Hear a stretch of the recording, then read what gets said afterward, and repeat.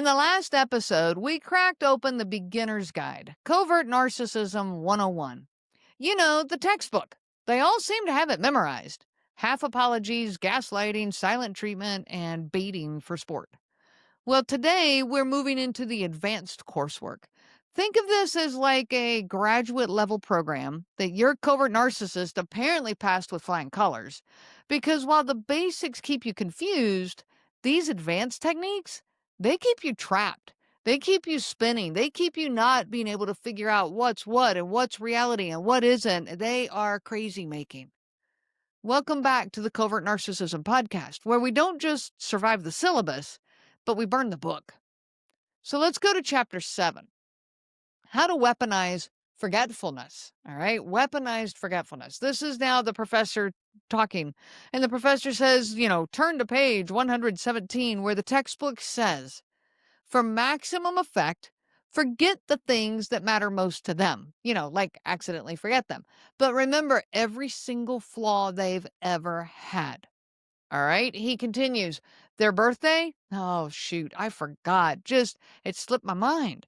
The anniversary? Oops, did I miss that? When was that? The important work presentation that they asked you to support? Oh, sorry. I must not have put it on my calendar. But when it comes to their mistakes, those you must never forget.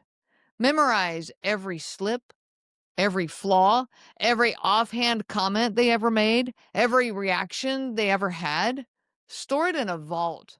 And then when you need to, win an argument, when you need to put them in their place, when you need to get them off your back, pull it out with surgical precision. That time where you go, hey, remember when you embarrassed me in front of my friends? It was 12 years ago, but, besides that. Or you always forget the recycling. I have to do it all the time. You remember just like last March and maybe the March before that. This selective memory will make them crazy. You forget the moments that matter to them, so they really don't feel, like they matter in your world, but you catalog the ones that you can use against them so that you're always one step ahead of them. That way, you're always the one with the sharper memory, because I remember 12 years ago, when you embarrassed me in front of my friends. You have the stronger argument and you have the upper hand. Chapter 8, Control Through Chaos. Now, the textbook says if they never know which version of you is coming home, then they'll just walk on eggshells forever. And boy, isn't that true. You never know which version of them you're going to get, so you're always on high alert. The professor continues, well, here's what this looks like. Monday night, make them your soulmate. Hold their hand while watching TV. Call them babe. Tell them how lucky you are that, they're the greatest thing that ever happened to you. And every memory, has always been amazing. Every trip you've ever taken, we need to do more of those because they're just always so good. Monday night, they are perfect. Tuesday night, however, they are your worst enemy. Tuesday night, they get the silent treatment. They get cold stares. They get the huffing and puffing, and maybe even a muttered, I can't believe you did that. Did what? Anything. It doesn't matter. Whatever they did, just pick something. Keep the chaos spinning. So, I can't believe you put your shoes there. I can't believe you changed the TV channel. I can't believe it doesn't matter. On Tuesday night, everything they've ever done is wrong. Every memory you've ever had with them was a disaster. We better never take a trip again together because, we can't ever get along on them. Tuesday night, everything is bad. This way, they never know which version of you they're going to get. They're constantly guessing, apologizing, dodging, doing whatever they can to get back to Monday night soulmate status.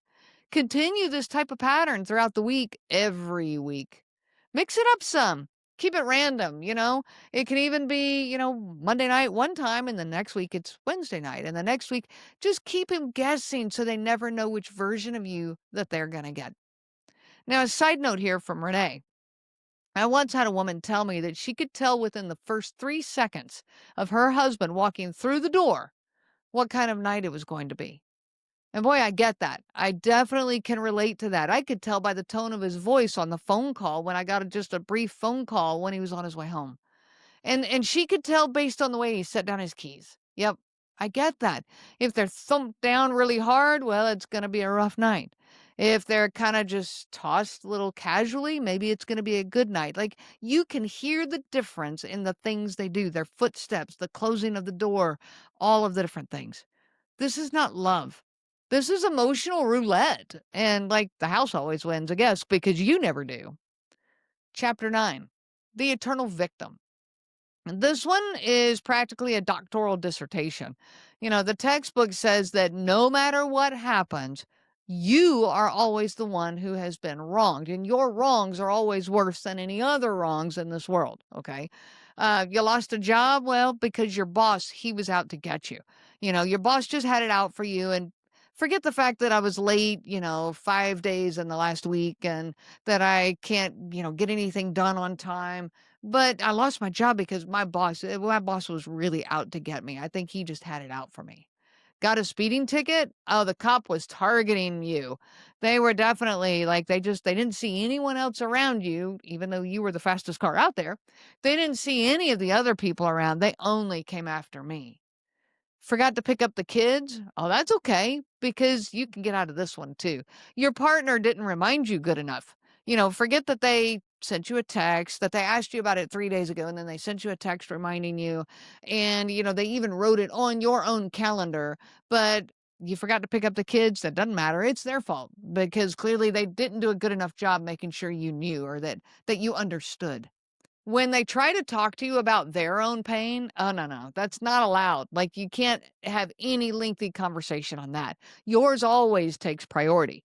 Okay. Your pain, your burden, your, tough day, all of that takes priority. So you must one up them all the time. So this section, I'm going to teach you how to do that. If they say, I had such a hard day at work. Well, okay. Your response is, you think your day was hard? Try dealing with a boss who hates you for no reason. And then you go on a monologue talking about all the things that your boss does that's targeted at you. If they say, I feel really hurt by what you said. Oh, no, we can't focus on that. We got to shift that one. So your reply is, well, imagine how hurt I feel having to live with someone who always misinterprets me, and make it all about how much you hurt because that your partner can't ever understand your words or your intentions. If they say something like, I'm exhausted from taking care of the kids, oh, you can join on this one really easily. So you just sigh loudly and you moan, I get that, but at least you get recognition for what you do. Nobody appreciates me, even though I folded one sock and I did that and I carried it upstairs and I put it away. That one sock, but nobody recognizes what I did. If they dare to mention anything serious, like, I'm feeling really down and anxious lately. Now, that's serious. We might have to dive into some real conversation there. Nope, can't do that. You got to immediately trump it with, well, now I'm depressed from hearing you complain. Do you ever think about how hard this is on me when you get down or when you're feeling anxious? We shift it all back to me all the time. Remember, class, no matter how deep their wound is, yours must always be deeper. Their suffering, that's just simply the warm up act for your performance. Now, I can hear this class, I can hear this professor, and I feel like every covert narcissist out there has taken this class. So here's a side note from Renee. A listener once said to me, I told my husband I was hurt by the way he dismissed me in front of his parents. And what he said to me? He said, do you have any idea how hard it is for me to live with someone who's always disappointed in me? And suddenly, I was comforting him. I was taking care of his feelings for the thing that he did to me. This is that classic switch. It's a textbook switcheroo into victim mode. Take their bad behavior, reframe it, and wear the victim crown. This is what covert narcissists do over and over. Chapter 10, Hijacking the Holidays. Ah, yes, the festive chapter. So the textbook says special occasions are the perfect opportunity to create maximum chaos. Nothing says Merry Christmas like tears in the bathroom. Students, listen carefully. Birthdays, anniversaries, holidays, they are ripe for manipulation. These occasions naturally put the spotlight on your partner, And, we just can't have that. We cannot allow that. So here's how you hijack them. If it's their birthday, forget until the very last minute and then just casually say, "Oh, you wanted me to make it special. I'm sorry. I thought you just didn't care about that stuff." If it's Christmas, start a fight on Christmas Eve. Of course, why not? That's exactly what you should do. Accuse them of not being festive enough, and then sulk through Christmas morning so that they spend the day apologizing to you and catering to your needs instead of enjoying themselves on Christmas. If it's your anniversary, here's a good one. Give them a gift that's really for you. Like, new golf clubs, a gadget that you've been eyeing, or tickets to something that you enjoy. And when they look confused, you just say, "Well, I thought we could enjoy this together." If it's Thanksgiving out at a friend's, family house, pick a fight right before you leave. That way, they'll arrive teary-eyed and kind of off-balanced while you stroll in charming and composed. And bonus points if the friends or the family members, if they wonder what's wrong with them, then you get extra credit there. And for vacations, make sure you sabotage at least one big moment. A meltdown at the airport, a sulk on the beach, a sudden headache right before fancy dinner reservations. This ensures that no memory is ever actually entirely happy unless it revolves around you. Remember, class, holidays are not about celebration, they're about control. And if they walk away from the day feeling joy, then you failed this assignment, okay? You'll get a 0 on this one. Well, a side note from Renee here. I've had so many people tell me I've lost count of the stories where Christmas morning ends with slammed doors or sobbing kids. One woman shared that her husband forgot to buy her a gift, and when she looked disappointed, he accused her of ruining the holiday spirit. Their story doesn't start where our story starts. Our story starts with their behavior, but their story starts with our reaction to their behavior. Another listener told me that her covert narcissist would pick a fight every single Thanksgiving night right before they left to go to her family's house. She'd end up crying in the car while he sat smugly, and then she would walk in with red eyes and a fake smile while he turned on the charm for everyone else. Right out of the textbook. Hijack the day so that their partner never gets to enjoy it. Chapter 11 is to rewrite history like a pro. Now, this goes back to gaslighting, but we're taking it to another level here. This is one of the most essential advanced skills.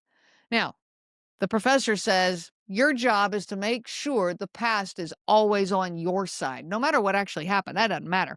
But you got to always make sure that the past events and the memory of the past events, they're always on your side. If your partner remembers it one way, nope, your task is to insist it happened another way. Here's some approved lines for your arsenal. If they recall something cruel you said, your response is real easy. "That's not what I said at all. I don't feel that way, so I know I wouldn't have said that." If they bring up an argument, your response is, "Wow, I can't believe you're still hung up on that. I don't even remember it, so it must not have been that important." If they tell you how they felt in the moment, then your response is, "You're just too sensitive. Nobody else would have taken it that way."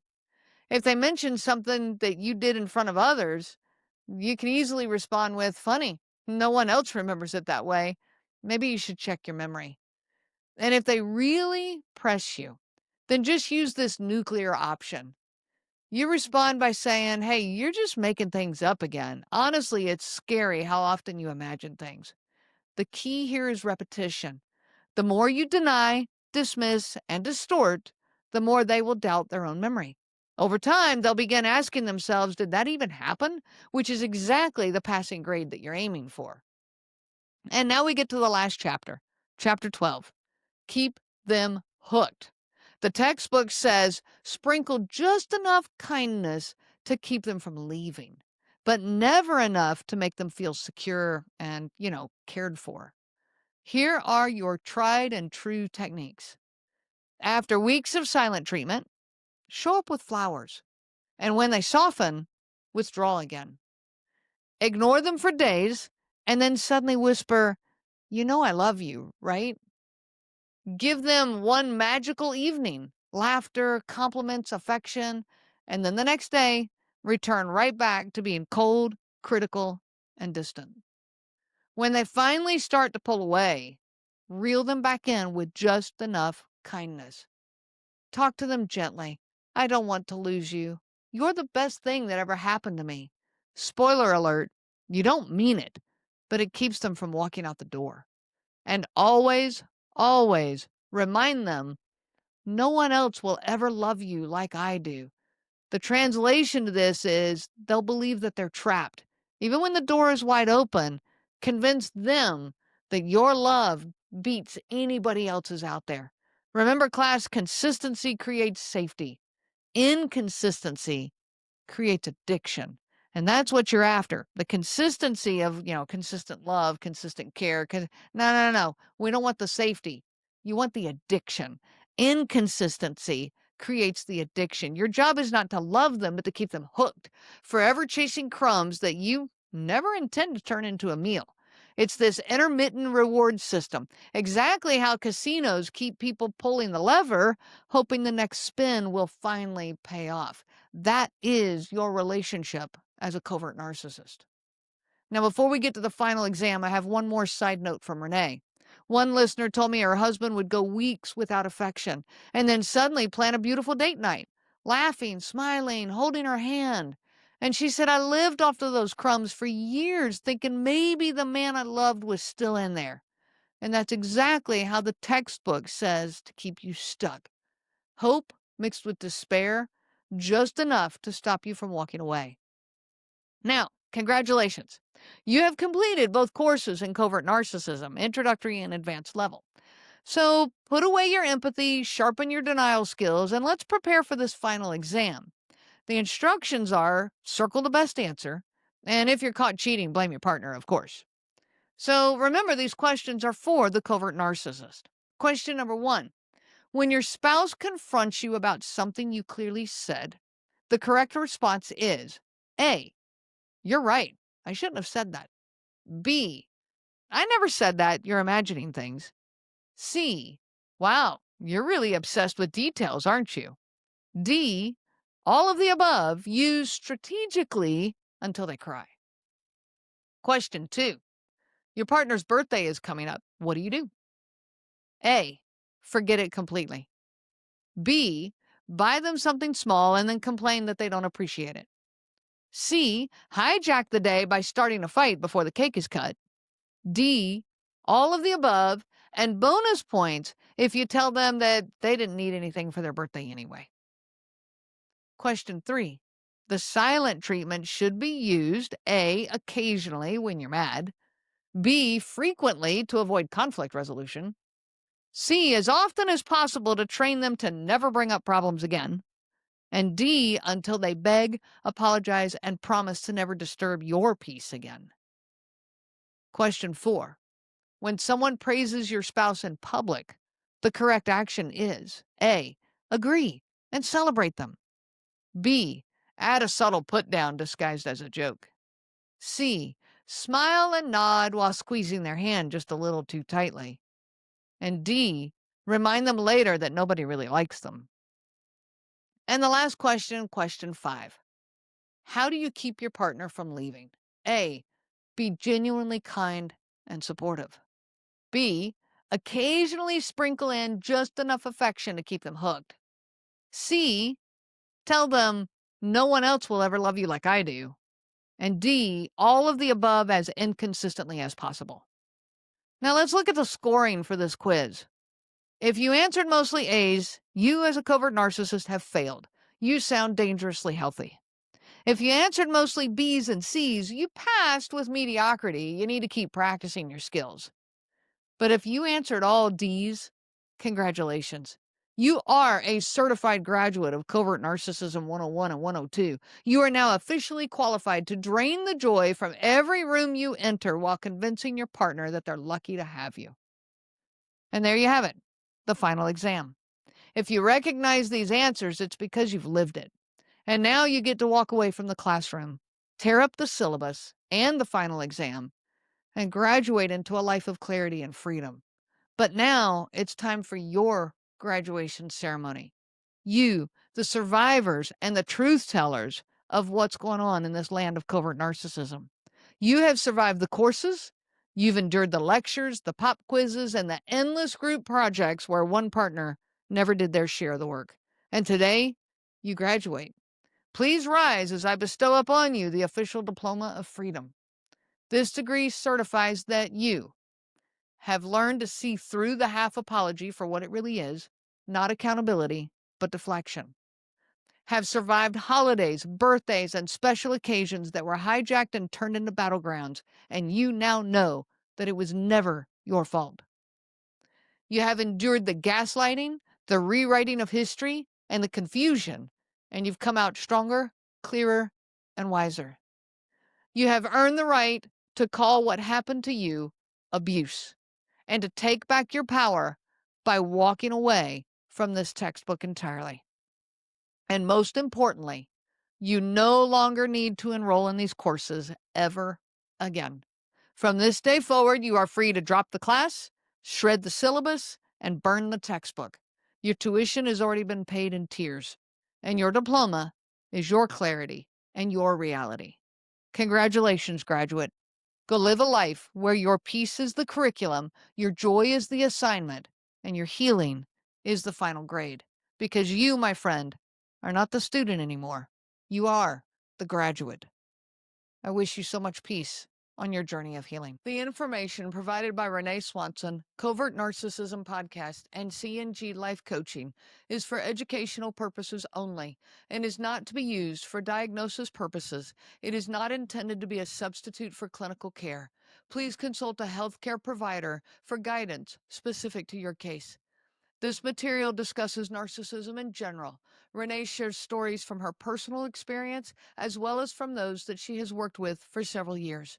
Her material does not claim that any specific person has narcissism and should not be used to refer to any specific person as having narcissism. Permission is not granted to link to or repost this material to support an allegation or support a claim that any specific person is a narcissist. That would be an unauthorized misuse of the material and the information provided. Thank you.